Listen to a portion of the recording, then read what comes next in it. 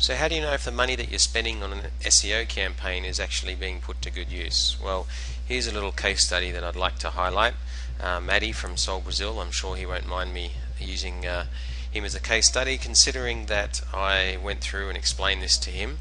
He's paying about 10 grand a year to this company, and to actually show him that they're doing sweet FA, and I would be jumping up and down screaming if I was the client when I saw this. So this is Sol Brazil. They do a Brazilian entertainment and dancing for corporate events and what have you. And the first thing you'll notice on this page is you have the video, you've got some of the different things they're doing here, and there is not really a lot of text on the page. So this all kicked off when Matt was saying to me, okay, if you go to Brazilian dancers in Melbourne, they are nowhere to be seen. They are advertising, you can see there they're coming up #1 in the paid results. They're also doing pay-per-click, and Matt was quite happy because they're getting a few inquiries as a result of their pay-per-click campaign, he thought, but we'll come back to that, that's another issue. But you know, he was saying that these guys here, they were sort of #5 or something, and they've like jumped up to #1, and they're getting lots of inquiries. In fact, I think he said they're booking 1 show per week, which is where Matt needs to be at. So Sol Brazil is not even on the first page for Brazilian Dancers Melbourne. Now I got to admit, how competitive is Brazilian Dancers Melbourne? I mean, Matt's told me there's, I think, half a dozen companies in Melbourne doing this. That's not a lot of competition. If you can't get on the first page of Google for something where there's only 6 other companies doing it, there's a big problem. So the first thing I showed Matt was that the way Google sees his site, if you go to, you can look at Google's cache of a web page, right? And if you click on text only, because Google doesn't look at pictures like we do, Google spiders your page and looks at the text. So this is his page. This is it. There's a bunch of links, a few words here, and some more links. That's it. There is nothing on this page to say, hey Google, I am the authority on Brazilian dancers in Melbourne. So his home page doesn't even have any text, according to Google. I actually said to Matt, you need to write at least 300 words on what you'll do. It's kind of like probably similar to what you've got on your about page, but the first thing we need to do is put some text on your page. If you look at these guys here, Entertainment Dance Creations, you have a look at their page, you'll see they don't even have a lot either, but they've got this, you know. So it says to Google, this is what we're doing. A few client testimonials, like there actually is content on this page, unlike Phil Matthews. Now, as an SEO company, this is SEO 101. If Matt's paying somebody $10,000, the least they could do is say, hey Matt, you need to put more content on your homepage. Like, that's ridiculous. SEO 101, Google spiders content. There's no content on there, there's nothing to say you are the authority. That's #1. #2 is backlinks. So whilst there's been a lot of, if you're into any of the techie stuff, you'll know that backlinks is a lot harder these days, and you can't be doing spammy links and all this stuff. But backlinks still is the majority of Google's ranking algorithm at this point in time. That may change in the future, but right now, for the last 10 years or so, it's been about backlinks. Now you have to supposedly grow your backlink profile organically and naturally, not do things to game the system and get fake backlinks and stuff like that, which is what used to work prior to 2012, now gets you banned. But any good SEO company would be expanding the backlinks.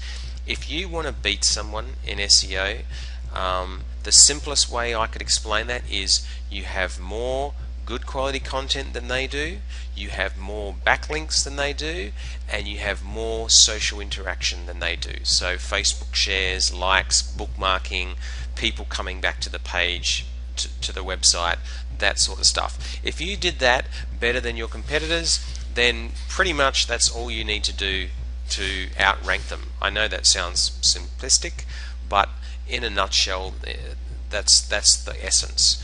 More content, and it has to be good quality. It's not just rubbish content. More content, more links, more social engagement, you will outrank your competitor. So what I did was I had a look, okay, so if these guys are ranked number one, maybe they've got a lot of backlinks. So I went to one of the tools that we use, and I had a look at this Entertainment Dance Creations, and oh my god, a whole massive 20 links. Are you kidding me? And looking at these links, they're directories: nationaldirectory.com.au, My Tradies, Local BD, Find It Now.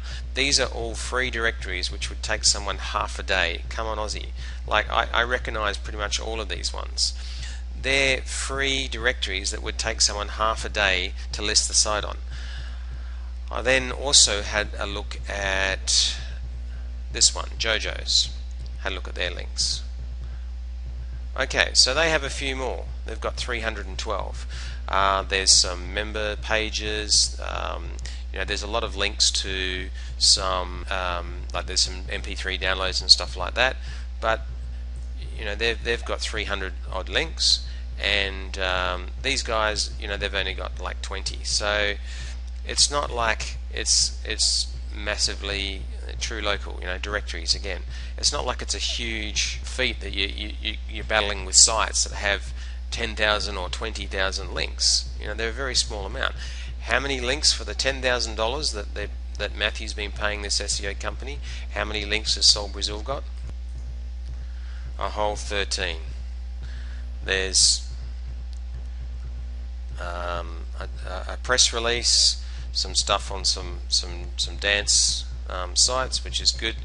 I don't even know what this is. MyFolio. I mean, like, they didn't even take half a day out to go and list on a few Australian directories. So just by going and doing that and putting some content on the home page, you'll see a massive change. Now, I think Matt said they're like 3 months in or 4 months into their campaign, and I asked him, like, what have they done for the first 4 months?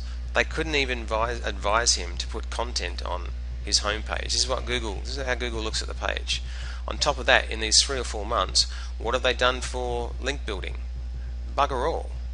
What are they doing for this $10,000? Now, is Brazilian Dancers Melbourne the best keyword to use? Well, that's another story. We'll come back to that in another video. But Matthew showed me the report that this company was sending through, and particularly for the AdWords. They were showing how many impressions, how many clicks, and the click-through rate for their different ads, but they hadn't even set up conversion tracking.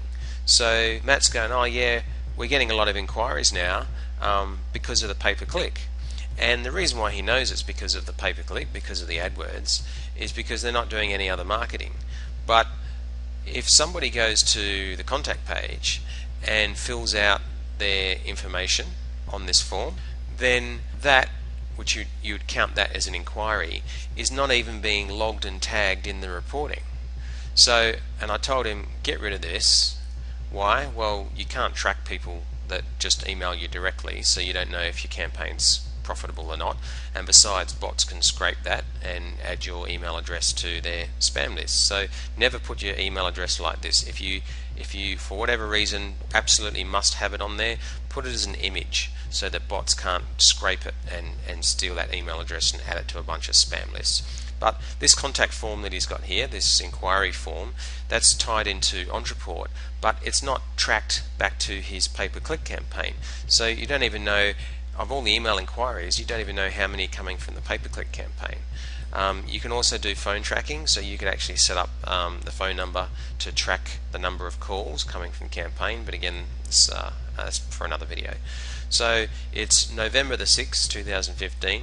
I've asked Matt to put some content on this homepage, which should hopefully be ready to go today, and we will have a look at where this is sitting in 1 month's time after we have done the suggestions, which, as I said, is SEO 101.